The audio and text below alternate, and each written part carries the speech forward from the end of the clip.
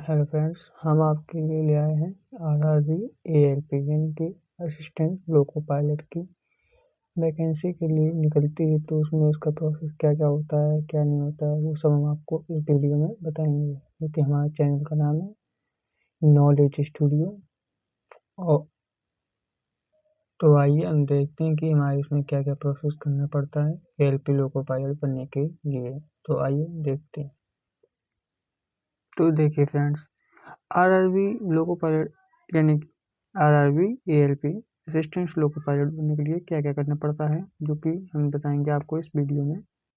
तो आपको loco pilot बनने के लिए आपका 10th पास होना अनिवार्य है और आपका आईटीआई डिप्लोमा होना चाहिए। अधिकतर आईटीआई डिप्लोमा में इलेक्ट्रीशियन, फिटर, ट्रेड ज़्यादा मायने रखती हैं और भी अधिक ट्रेडें हैं जो आप उस आईटीआई करके असिस्टेंट लोको पायलट बनने के लिए अप्लाई कर सकते हैं। तो आप 10th पास और आईटीआई डिप्लोमा होना चाहिए। फिर उसका जाता है हमारा एग्ज़ाम पैटर्न। तो हमारा एग्ज़ाम पैटर्न 3 स्टेजों में बांटा गया है, जो कि पहला स्टेज है CBT 1। इस CBT 1 में हमारे मैथ्स होता है। मैथ्स के 20 क्वेश्चन आते हैं। फिर उसके बाद आता है रीजनिंग के 25 क्वेश्चन होते हैं। और फिर आता है जनरल SC यानी कि PCB यानी कि फिजिक्स, केमिस्ट्री, बायो, जो कि इसमें भी हमको 20 नंबर लाना अनिवार्य है। फिर उसके बाद आता है जनरल अफेयर यानी करंट, इसमें आने आपको 10 नंबर लाने पड़ते हैं। फिर हमारा आता है CBT 2। CBT 2 में पार्ट ए और पार्ट बी है। तो इसमें पार्ट ए में आपको मैथ होता है, क्योंकि इसमें आपको 20 क्वेश्चन आते हैं। फिर उसके बाद होता है आपकी रीजनिंग के वही लगभग आपके 50 क्वेश्चन आते हैं।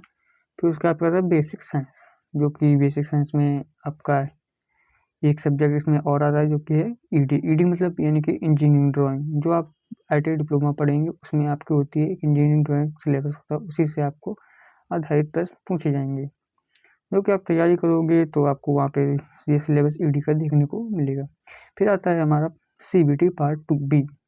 CBT पार्ट बी में जो आपकी ट्रेड थी, इलेक्ट्रीशियन, फिटर वगैरह वगैरह जो कुछ भी हो, तो उसमें से आपको क्वेश्चन पूछे जाते हैं। तो इसमें आपको जो पार्ट बी में होता है, तो इसमें आपको 35 नंबर लाना अनिवार्य है।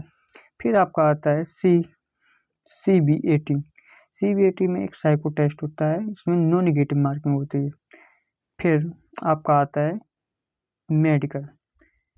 मेडिकल में आई टेस्ट, जो कि इसमें आई टेस्ट में मांगा गया है 6.6 विथ ग्लासेस आपका होना चाहिए।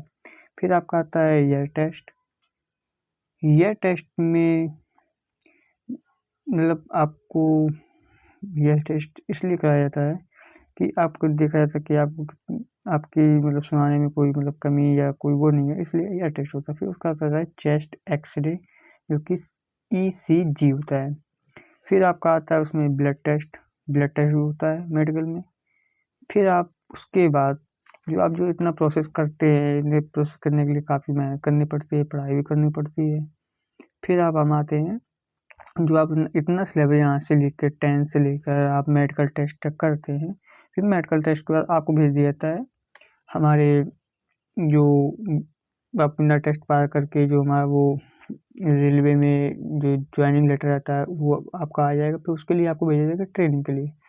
ट्रेनिंग में आपको उसमें 6 महीने की या काफ़ी मतलब 6 महीने या 7 महीने की ट्रेनिंग होती है। फिर उसके बाद आपको आपकी अवेलेबल जॉब मिल जाएगी। तो आपको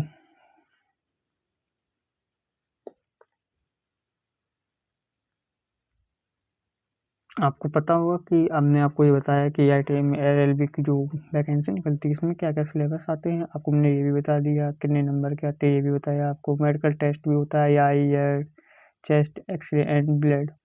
फिर आप इतना आप प्रोसेस कर लेते हो तो फिर इस प्रोसेस के बाद आप रेलवे में लोको पायलट बनने के लिए तैयार हो जाते हैं।